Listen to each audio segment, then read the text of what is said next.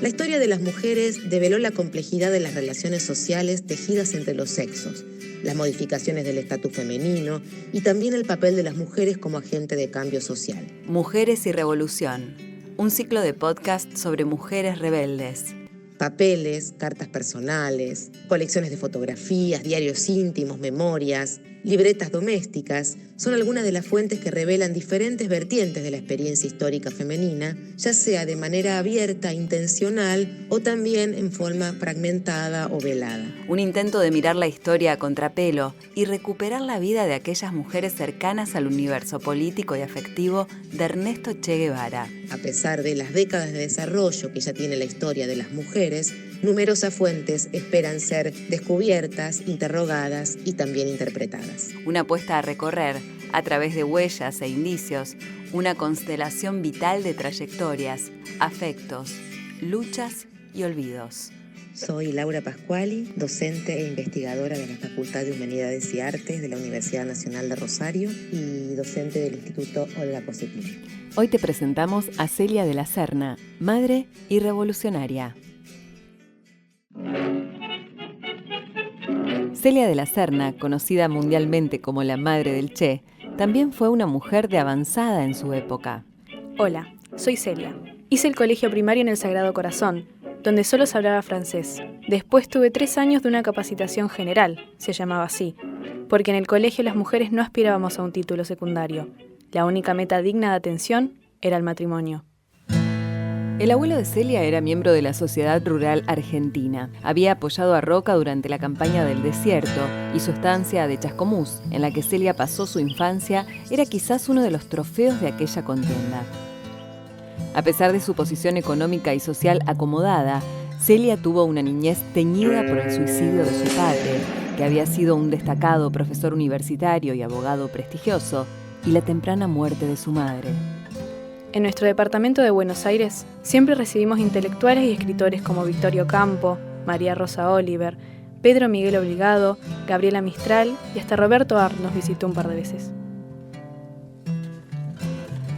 Promediando los bulliciosos años 20, pocas mujeres se animaban a presentarse en las reuniones con el cigarrillo en la mano y la nuca rapada. Celia de la Serna disfrutaba de provocar.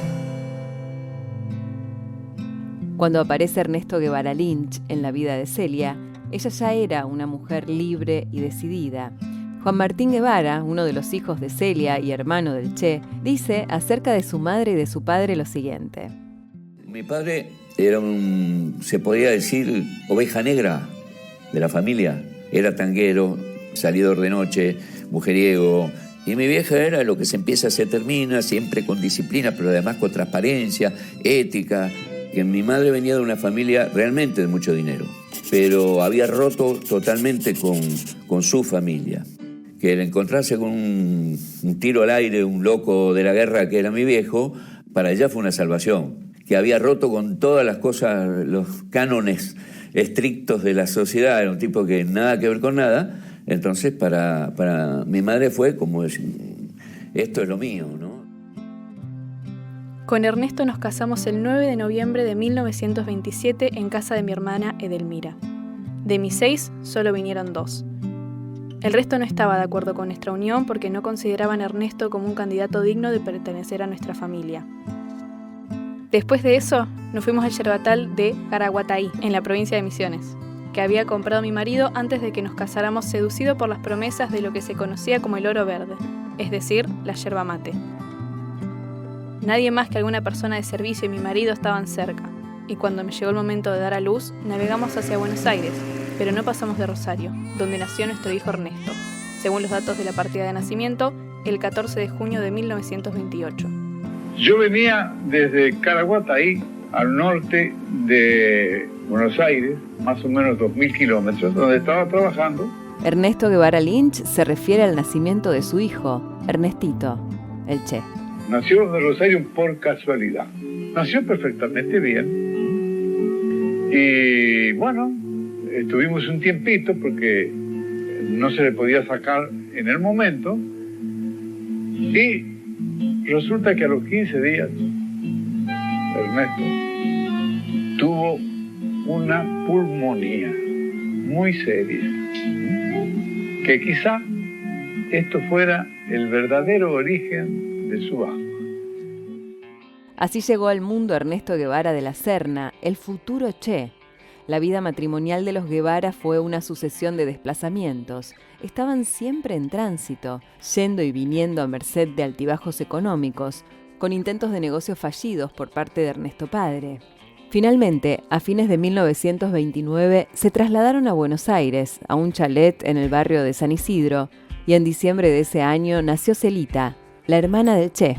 La vida familiar comenzará entonces a girar en torno al distinguido Club Náutico San Isidro. Fue allí donde Ernestito sufrió su primer ataque de asma, enfermedad que lo torturaría a lo largo de toda su vida. En sus memorias, Ernesto Guevara Lynch escribirá: Celia pasaba las noches espiando su respiración. Yo lo recostaba sobre mi abdomen para que pudiera respirar mejor, y por consiguiente, yo dormía poco o nada. En busca de un clima más benéfico para la salud de Ernestito, se trasladaron a Altagracia, una pequeña ciudad veraniega de la provincia de Córdoba, con un clima más amigable para las enfermedades respiratorias. Allí, contrariando al conservador catolicismo de la clase alta cordobesa, los Guevara solicitaron a la escuela que los exceptuara de las clases de religión. En Altagracia me sumé a la cooperadora de padres de las escuelas donde estudiaron Ernestito, Celita y Roberto. Algunos compañeros de los chicos dejaban de asistir a clases porque sus familias necesitaban que trabajen.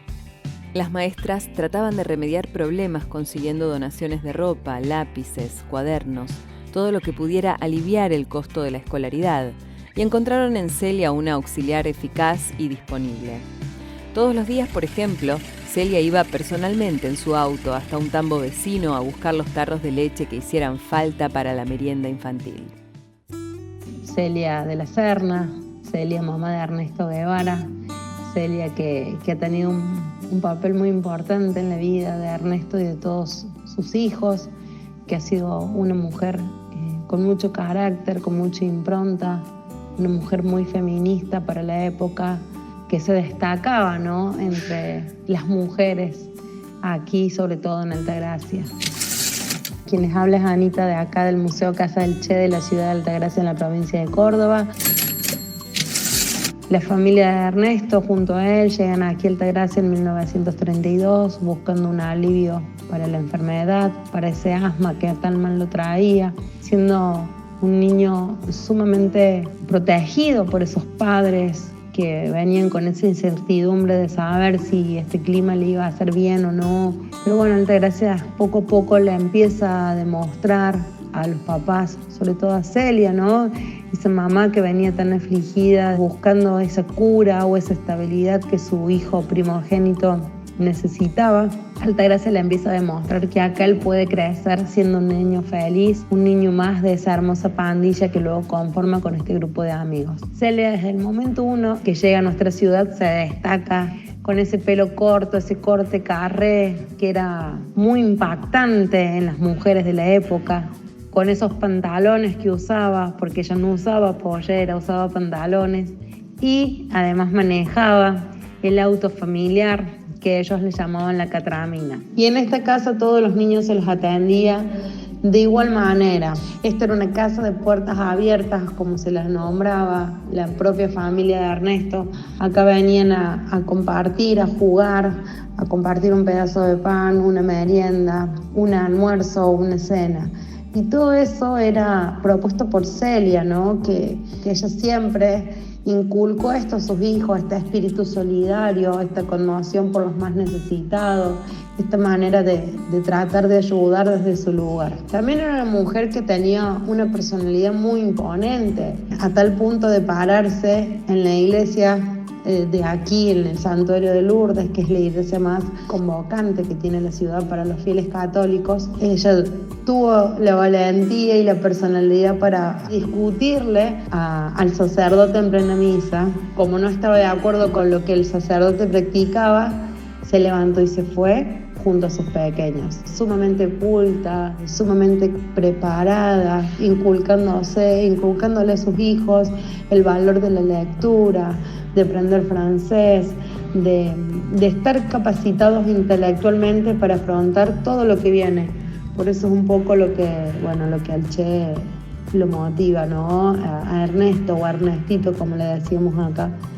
Estos valores inculcados por Celia fueron muy, muy importantes en la vida del Che. Promediando 1939, la República Española era derrotada y empezaron a llegar a Argentina los primeros refugiados que fueron cálidamente recibidos en casa de los Guevara de la Serna. Durante la Segunda Guerra Mundial, Celia también participó de los trabajos de solidaridad con los aliados. Comenzando la década del 50, teníamos problemas económicos cada vez más profundos. Así que me puse a hacer traducciones del francés y el inglés, que ayudaban al modesto presupuesto familiar. También trabajé como empleada en atención al público.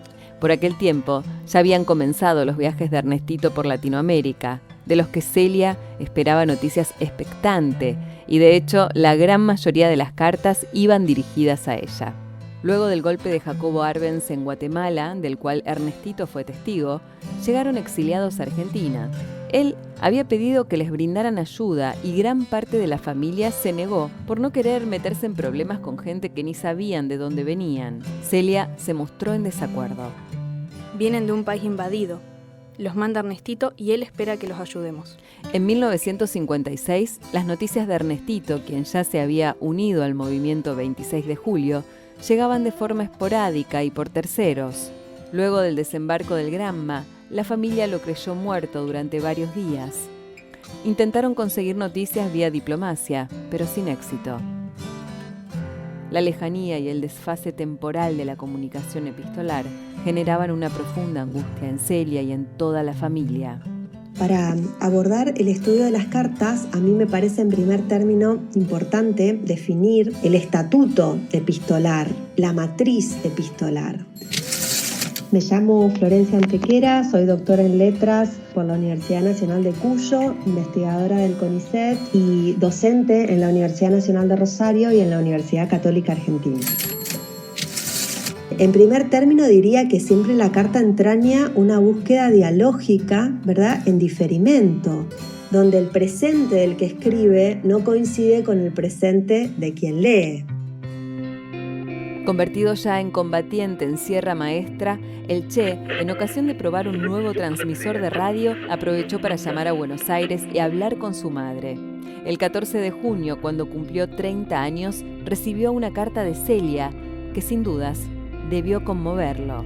Querido Tete, me sentí tan emocionada al escuchar tu voz después de tanto tiempo. No la reconocí, parecías otro. Solo cuando me llamaste vieja, me pareció la voz de siempre. El trabajo de la casa me cansa mucho. Por mucho tiempo he cocinado para mí y sabes cuánto detesto las tareas del hogar. La cocina es mi cuartel general y allí paso la mayor parte del tiempo. Mis acompañantes son Celia, Luis y Juan Martín. Tantas cosas quería decirte, querido. Tengo miedo de soltarlas. Las dejo a tu imaginación. Las diferencias entre Celia y su marido se volvían cada vez más evidentes, sobre todo en la forma en que el compromiso político y la celebridad de su hijo modificarían sus vidas. Ella se transformaría en una activa militante socialista que sufriría persecución y cárcel, permaneciendo en Argentina al pie del cañón para acompañar a sus otras hijas e hijos, que también pagarían el precio de sus respectivos compromisos y el costo de su estrecho parentesco con el Che. Y que esa revolución socialista la defendemos con esos fusiles. Cuando triunfa la revolución, toda la familia es invitada a viajar a Cuba para darle la sorpresa a Ernestito. En aquel primer viaje, la familia Guevara se hospedó en el hotel Habana Hilton, que luego se llamará Habana Libre.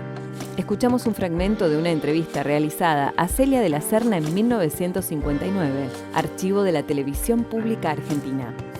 ¿Podría decirnos usted cómo se conectó con el movimiento 26 de julio? Él había conocido en Guatemala ya a Raúl Castro, hermano de Fidel, y habían simpatizado juntos. Ahora a Fidel Castro lo conoció recién después de abandonar Guatemala y pasar a México. ¿Lo conoció en México? Lo conoció en México, efectivamente. ¿Cuándo llegó a Cuba su hijo? Mi hijo llegó a Cuba en noviembre de hace 2 años, en los últimos días de noviembre. ¿Y qué lo llevó a plegarse al movimiento 26 de julio?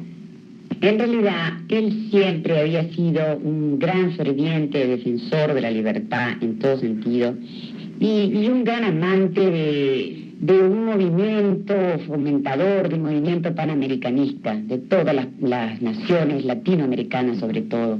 Y seguramente con Fidel Castro se han entendido bien por esa misma causa, porque los dos tenían exactamente las mismas aspiraciones o los mismos propósitos. Y ahora, señora, que las noticias procedentes de Cuba indican que todo parece estar a punto de resolverse a favor del movimiento 26 de julio, ¿cómo ha recibido usted esas noticias procedentes de Cuba? Bueno, si me dice usted cómo las he recibido, se refiere usted al modo como las recibí. Fue de un modo muy civilizado, por un llamado por teléfono de alguien que las había oído por radio. No, me refiero a qué sintió usted cuando le comunicaron eso. Bueno, pues imagínese que una gran alegría mezclada con una especie de efervescencia e intranquilidad que no me ha abandonado hasta el momento. Por supuesto. Señora, muchísimas gracias. En su regreso a Argentina, en barco, decide pasar por Chile. Durante el viaje, Celia pasaba horas callada pensando de qué manera podía ser útil a la revolución y cómo su trabajo podía reflejarse en algún cambio para su país. No esperaba que a horas de su llegada a Chile, la respuesta comenzara a ser más clara. Un grupo de intelectuales que se reunirían para apoyar a Cuba la esperaban para que les hablara de su hijo y de la revolución. Por primera vez, debía aceptar un papel que no figuraba en sus planes: ser la madre del Che. Celia trabajó con entusiasmo en los comités de apoyo a la Revolución Cubana, que ya no solo tenían una sede en el departamento que habían alquilado con este fin, sino también en locales vinculados con el Partido Socialista Argentino o en organizaciones paralelas al Partido Comunista. En enero del 60 me invitaron de nuevo a Chile como la madre del Che. Fueron las primeras experiencias de una tarea ardua. Mi actividad política comenzó a ser más intensa. Celia viajó varias veces a Cuba, siempre sola. En uno de sus viajes pudo recorrer junto a Ernestito fábricas, centrales azucareras, centros de producción, reuniendo información precisa sobre los primeros logros de la revolución para difundirla a su regreso. Aunque algunos sectores del PC hubieran visto con sumo placer que la madre del Che se afiliara o al menos se mostrara como decidida simpatizante, Celia se sintió más representada por una nueva fuerza a la que adhirieron algunos intelectuales muy respetados, estudiantes y activistas desencantados de la intransigencia radical y algunos partidos de izquierda. Sin dudarlo, se incorporó al Movimiento de Liberación Nacional. Fueron años intensos, de mucha participación política y exposición de mi parte, viajes a Chile, Brasil y a muchas provincias argentinas. En algunos de los encuentros hubo agitaciones y pequeños atentados que ni por cerca rozaron mi integridad física y mucho menos me amedrentaron.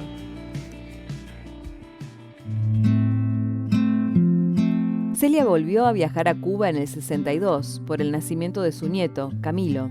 Ernestito le pidió una vez más que se quedara en Cuba, atento al decaimiento físico que veía en su madre, pero nuevamente Celia eligió volver.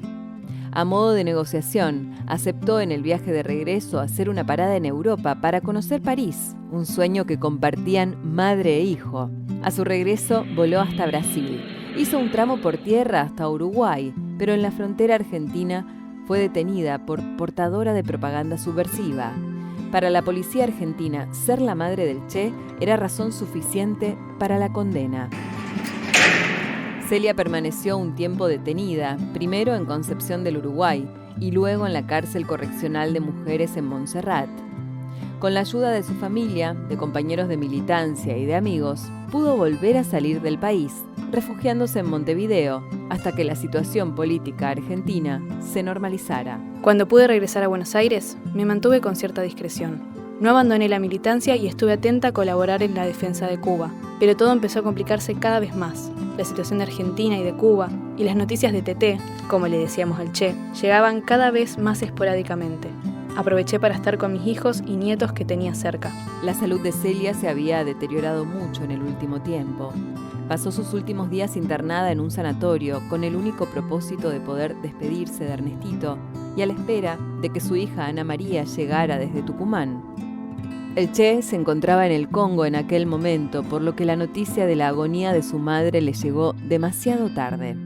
La figura de Celia, con sus contradicciones de clase, su carácter aguerrido y su modo de vivir a contracorriente de la época, nos ayuda a comprender más la figura de Ernesto Che Guevara y cómo su red de afectividades influyó en la configuración de su universo político.